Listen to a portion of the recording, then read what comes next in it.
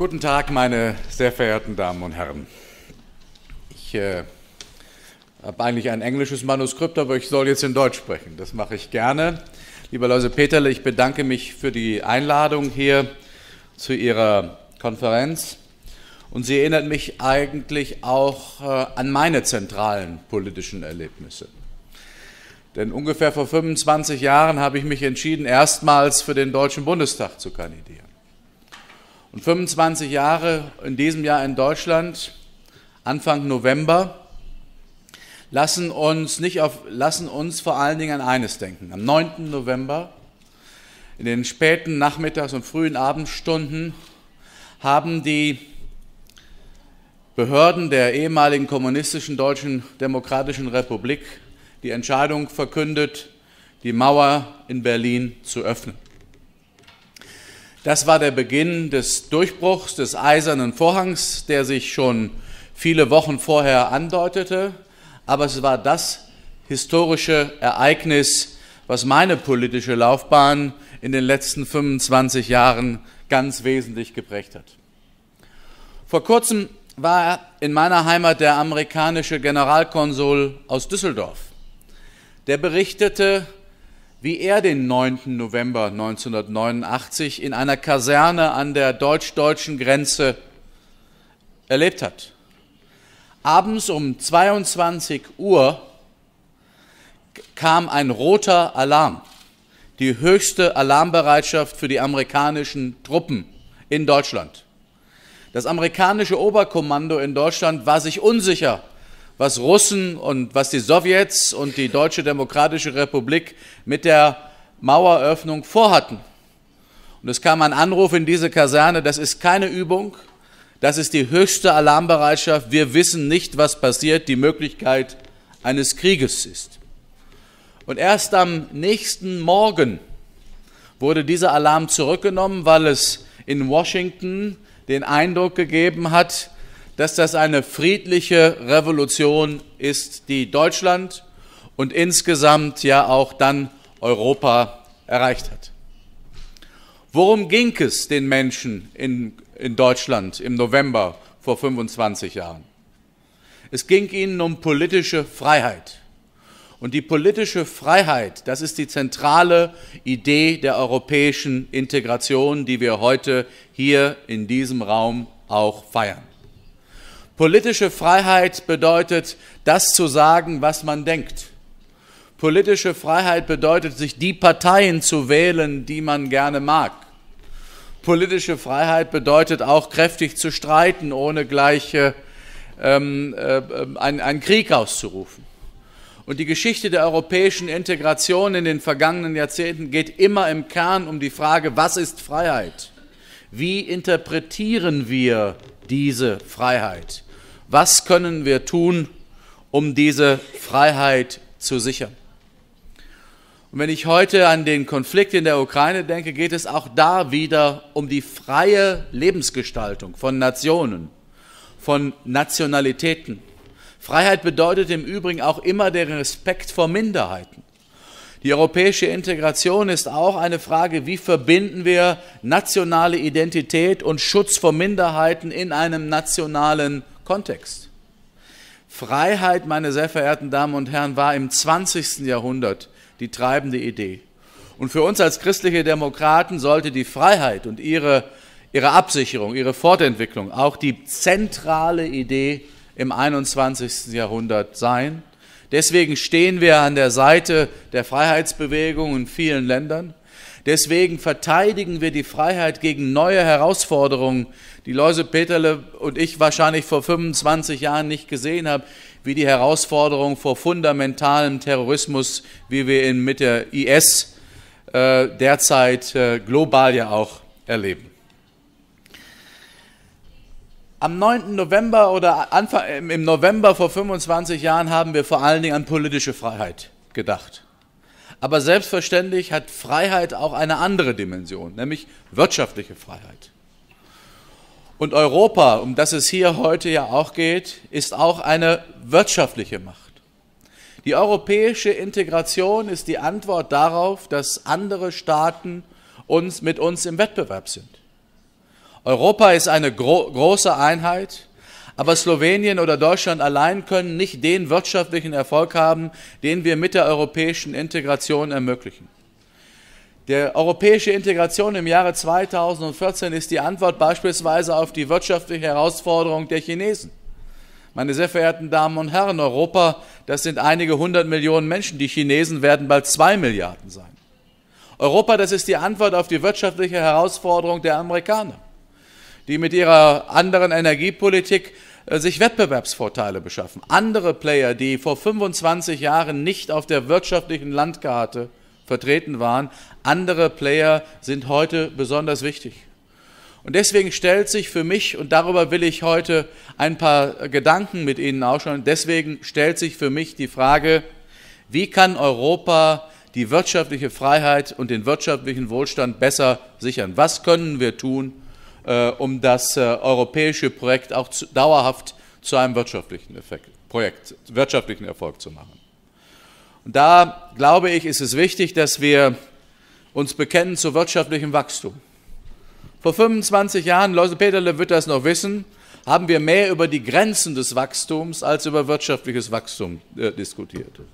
Heute wissen wir, dass verantwortliches, nachhaltiges Wachstum eine Grundvoraussetzung für den Zusammenhalt von Staaten, Nationen und auch von der Europäischen Union ist. Ich erinnere daran, als die Europa nicht mehr wuchs nach dem Zusammenbruch der Lehman-Krise, war das keine Glücksphase, sondern war eine Phase von vielen sozialen Konflikten in unseren Gesellschaften. Allerdings können wir auch nicht so wachsen, wie wir vielleicht vor 30 oder 40 Jahren gesagt haben. Wachstum muss auch nachhaltig sein. Es muss berücksichtigen, dass auch die Interessen der nächsten Generationen vorhanden sind. Und deswegen will ich aus der aktuellen Diskussion ein paar Beiträge leisten, wo ich glaube, dass Europa nur etwas tun kann, damit Europa auch wirtschaftlich weiter erfolgreich bleibt. Und wirtschaftlich weiter erfolgreich bleibt es, wenn wirtschaftliches Wachstum durch europäische und durch nationale Politik unterstützt wird. Der erste Punkt, den ich Ihnen zurufen möchte, damit Europa weiter erfolgreich bleibt, brauchen wir solide öffentliche Haushalte, meine sehr verehrten Damen und Herren. Über viele Jahrzehnte haben europäische oder auch amerikanische Politikerinnen und Politiker uns gesagt, Schulden seien eine Lösung wirtschaftlicher Probleme. Inzwischen haben wir in vielen Staaten Europas ein solches Niveau an öffentlicher Verschuldung erreicht, dass wahrlich dieser Satz nicht mehr stimmt. Schulden sind nicht die Lösung wirtschaftlicher Probleme, sondern Verschuldung ist eine der Hauptursachen des schwachen Wachstums in manchen europäischen Regionen. Und deswegen glaube ich, ist die traditionell konservative Botschaft, mit dem Geld auszukommen, das man hat, die wir in Europa in den Fiskalpakt, in andere Regeln geschrieben haben, eine wichtige Voraussetzung, dass die europäischen Staaten weiter nachhaltig wachsen. Der zweite Punkt ist, dass wir uns weiterhin um unser Bankensystem kümmern. Wir haben vor einigen Tagen den Abschluss einer Überprüfung des sogenannten einer umfassenden Überprüfung unseres Bankensystems gehabt. Licht und Schatten waren zu sehen. Aber ich glaube, die Herausforderungen sowohl in Deutschland wie in Slowenien sind weiterhin bewältigbar. Und wenn unsere Wirtschaften wachsen, brauchen sie ein intaktes Bankensystem, insbesondere für die Finanzierung der Bedürfnisse kleinerer und mittlerer Unternehmen. Ich bin das zweite Mal in diesem Jahr in Slowenien und habe einen Eindruck, dass gerade die slowenische Wirtschaft, die noch viel stärker als die deutsche Wirtschaft von kleineren Einheiten dominiert ist und Träger des wirtschaftlichen Erfolgs sind kleine und mittlere Unternehmen, sowohl in Deutschland wie in Slowenien. Sie brauchen ein intaktes Bankensystem, um für ihre wirtschaftlichen Erfordernisse entsprechend einen Partner zu haben. Ein stabiles Bankensystem, das ist meine zweite Botschaft an Sie, ist eine Grundvoraussetzung für wirtschaftliches Wachstum. Nummer 3. Lassen Sie uns nicht aufhören mit den strukturellen Reformen in Europa. Ich höre in vielen Ländern Europas eine gewisse Müdigkeit. Aber die Chinesen warten nicht auf unsere Langeweile und die Chinesen sind auch nicht diejenigen, die es gutieren werden, wenn wir Reformen verschleppen. Wenn unsere europäische Wirtschaft leistungsfähig sind, müssen wir Nicht in allen Ländern das Gleiche machen, aber wir müssen gucken, wenn der Arbeitsmarkt verkrustet ist, brauchen wir Arbeitsmarktreformen. Wenn die Bürokratie zu langsam sind, müssen wir Bürokratiereformen vorantreiben. Wenn in dem Bereich der Rechtsprechung Mängel sind, müssen wir uns diesen annehmen. Wenn das Steuersystem nicht in Ordnung ist, müssen wir uns dieser Probleme annehmen. Wir müssen den Bevölkerung unseren Ländern sagen, nur wenn wir dauernd Schritt für Schritt unsere Länder reformieren, ja vielleicht alle 10, 20 Jahre neu entdecken, werden wir auf Dauer wachsen und den neuen Herausforderungen von neuen Partnern und neuen Wettbewerbern bestehen können. Und meine vierte Empfehlung wäre, wir müssen uns um den gemeinsamen europäischen Binnenmarkt kümmern. Ich weiß, wie eng die Beziehungen zwischen Slowenien und Deutschland sind. Und deswegen weiß jeder slowenische Unternehmer, wie wichtig ein unkomplizierter Export in die Europäische Union ist. Und damit sichern sie die wirtschaftlichen Entwicklungsmöglichkeiten von Slowenien. Wir Deutschen gelten gelegentlich als Exportmeister, Weltmeister. Wir exportieren etwa so viel wie die Chinesen. Die Chinesen sind 2 Milliarden, wir sind nicht ganz so viel.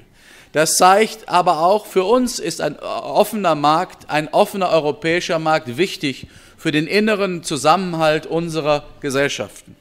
Und deswegen, glaube ich, müssen wir innerhalb Europa alles tun, damit Handel und Dienstleistungen freier von Slowenien nach Deutschland, von England nach Gibraltar und umgekehrt kommen können. Das ist eine Quelle von Wachstum und Stabilität. Und damit bin ich bei meiner 5. Empfehlung. Es reicht nicht nur aus, wenn wir frei Handel treiben können innerhalb Europas, sondern ich bin der festen Überzeugung, dass transatlantischer Handel ganz, ganz wichtig ist. Wir haben vor wenigen Tagen das Handelsabkommen mit Kanada unterzeichnet. Nicht alle Details führen dazu, dass jeder in Europa und jeder in Kanada jubelt. Aber trotzdem bedeutet das für diejenigen Unternehmen, die einfacher nach Kanada exportieren wollen, mehr Chancen für Slowenien, für Deutschland, aber auch für unsere Bürgerinnen und Bürger, die Güter und Dienstleistungen aus anderen Ländern kaufen wollen, was wir Gott sei Dank im Rahmen der Freiheit ja auch nicht verhindern mögen, bedeutet das mehr Vielfalt.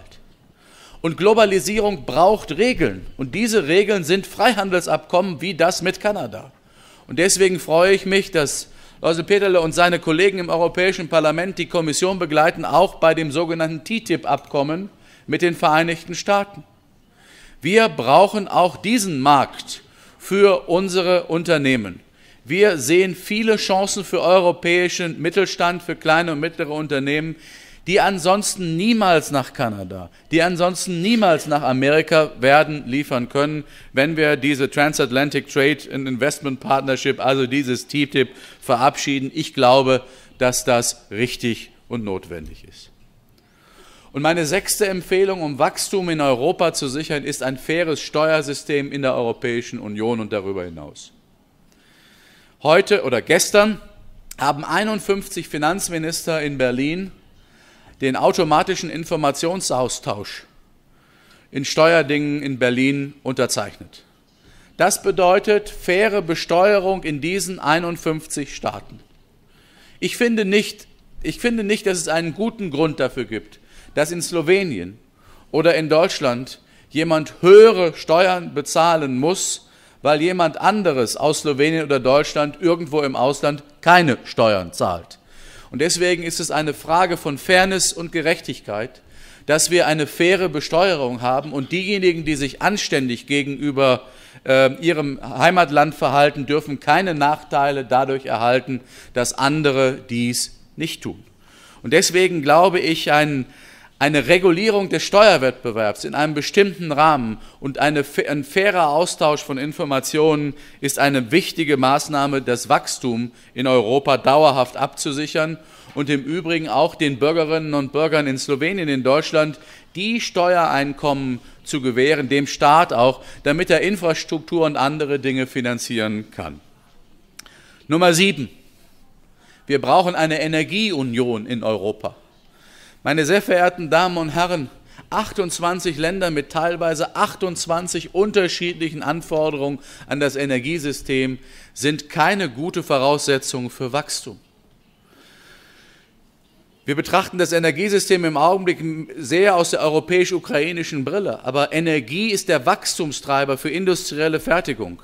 Energie, die Verfügbarkeit, die stabile Verfügbarkeit von Energie für alle europäischen Länder ist eine Grundvoraussetzung für Wachstum. Und deswegen brauchen wir eine stärkere Kooperation der Netzinfrastruktur und wir müssen stärker das Energieangebot und den Energieverbrauch miteinander harmonisieren. Und wenn wir hier keine Energieunion bilden, sind wir gegenüber China, den Vereinigten Staaten und anderen in einem erheblichen Wettbewerbsvorteil. Und das, glaube ich, wird die nächste Kommission, wird dieses Europäische Parlament, lieber Leuse Peterle, sicherlich auch vorantreiben müssen. Und das bringt mich zu meinem 8. und letzten Punkt, meine sehr verehrten Damen und Herren. Wir müssen uns auch 25 Jahre nach dem Fall des Eisernen Vorhangs neuen Dingen stellen. Und wenn ich über etwas rede, was meine politische Arbeit verändert hat, wie nichts anderes, rede ich mal über das Internet. Sie alle haben neben sich liegen so kleine Smartphones. Vor 10 oder vor 15 Jahren waren die hatte keiner von uns etwas. Und wenn einer einen Computer hat, war das ein so großes Ding. Heute mit einer großen Geschwindigkeit ergreift die digitale Transformation Europa. Und gerade in diesem Bereich sind uns andere voraus. Silicon Valley liegt nicht in Slowenien, sondern Silicon Valley liegt irgendwo auf der anderen Ende dieser Welt. Und wenn Europa erfolgreich sein wird, brauchen wir auch in Slowenien und in Deutschland eine effiziente digitale Wirtschaft und noch mehr. Wir brauchen eine Zusammenarbeit zwischen den digitalen und den analogen Unternehmen. Ich will Ihnen ein Beispiel bringen. In meinem Heimatland Deutschland gibt es ein Stahlhandelsunternehmen Klöckner. Der Klöckner-Chef war im letzten Jahr mehrere Wochen in Amerika, im Silicon Valley, weil er für Stahlnachfrage eine digitale Plattform brauchte. Klöckner hat einen großen Anteil von Stahl auf Lager liegen. Das ist teuer, das ist nicht gut, das senkt die Profitabilität. Und mit Hilfe der digitalen Transformation des Stahlhandels versucht dieses Unternehmen, gegenüber Wettbewerbern aus Indien einen Kostenvorteil zu erreichen, Angebot und Nachfrage zusammenzubringen. Also digitale Transformation heißt nicht, nur ausschließlich sich auf Internetunternehmen zu konzentrieren, sondern die Chancen der digitalen Transformation auch für altindustrielle Bereiche zu nutzen. Und wir, die wir noch an den Fall der Mauer denken, müssen auch 25 Jahre nach vorne denken. Und in diesen 25 Jahren wird kaum ein industrielles Business in Slowenien, in Deutschland ohne eine volle Integration in diese digitale Transformation wettbewerbsfähig sein. Andere Länder stellen sich dieser Herausforderung und auch in Europa wird das einer der Wachstumsentscheidungen sein. Meine sehr verehrten Damen und Herren, das waren 8 Punkte, von denen ich glaube, sie sind wichtig, dass wir als christliche Demokraten oder die Bundesregierung als Vertreter einer starken deutschen wirtschaftspolitischen Stimme glauben, dass wir sie gemeinsam in Europa lösen können, damit wir die Chancen von Europa auch wirtschaftlich und nicht nur politisch lösen werden müssen. Meine Hauptsorge ist, dass wir diese Entwicklung ein bisschen verschlafen. Ich spüre in manchen Ländern Europas eine gewisse Reformmüdigkeit. Diese Reformmüdigkeit ist gefährlich für Europa und ist gefährlich für die jeweiligen Mitgliedstaaten. Weil wenn Sie einmal eine Woche durch Asien gereist sind oder in Südamerika sehen, wie schnell diese Gesellschaften sich verändern, und Europa sich langsamer bewegt, dann ist Stillstand Rückschritt. Liebe Freunde, Stillstand ist Rückschritt. Und deswegen glaube ich, müssen wir vor allen Dingen in unseren Gesellschaften dafür werben, wie notwendig dauerhafte, gesellschaftlich akzeptierte, sozial vernünftig geregelte, aber klare Veränderung in den Strukturen ist. Und ich teile sehr die Auffassung von Leuze Peterle. Lasst uns nach Spanien gucken. Lasst uns nach Portugal gucken und lasst uns im Übrigen auch nach Griechenland gucken, wo Staaten ihre strukturellen Reformen mit hohem politischen Einsatz durchgeführt und jetzt mit Wachstum und mehr Stabilität belohnt werden. Aber auch für solche Länder wie Spanien oder Portugal gilt jetzt nicht stehen bleiben, sondern weitermachen. Und dieses gemeinsame Weitermachen, national und transeuropäisch, das ist die eigentliche Botschaft, die ich Ihnen heute mitgeben will. Wenn der Titel Ihrer Veranstaltung lautet, mehr Europa für Europa, dann ist das die Antwort. Wir müssen national unsere Hausaufgaben erledigen. Wir müssen nationale Reformstrategien vorantreiben, egal ob wir in der Regierung sind oder ob wir in der Opposition sind. Wir müssen aber gemeinsam die Fragen auch adressieren, die Slowenien nicht alleine lösen kann, die Deutschland nicht alleine lösen kann, indem wir uns engagieren für europäische Lösungen. Ein paar davon habe ich aufgezeigt, sie strahlen aber auch auf die nationale Ebene auf. Lassen Sie mich schließen mit einer Erfahrung. Als christlicher Demokrat habe ich mit Helmut Kohl Politik angefangen, im Jahre 1990, als ich in den Deutschen Bundestag gewählt worden bin. Und das war eine schwierige Zeit für Helmut Kohl und für die Politik in Deutschland. Es waren schwierige Herausforderungen. Aber Helmut Kohl hat sich nie gefürchtet vor schwierigen Herausforderungen, weil ihm eins klar war: Wenn es einfach geht, können es auch die anderen. Und deswegen müssen wir christlichen Demokraten manchmal schwierige Herausforderungen meistern. In diesem Sinne bedanke ich mich für Ihre Aufmerksamkeit und wünsche Ihnen anlässlich Ihres Jubiläums als einer zentralen Reformkraft Sloweniens die Kraft und die politische Beeindruckung Ihrer Bevölkerung, dass Sie auch zukünftig eine wesentliche Rolle in der slowenischen Politik spielen werden und dass es Ihnen gelingen wird, vielleicht nicht morgen oder übermorgen, aber in der nahen Zukunft auch wieder zentral in Slowenien und Europa pro Reformakzente zu setzen. Herzlichen Dank und alles Gute zum Geburtstag.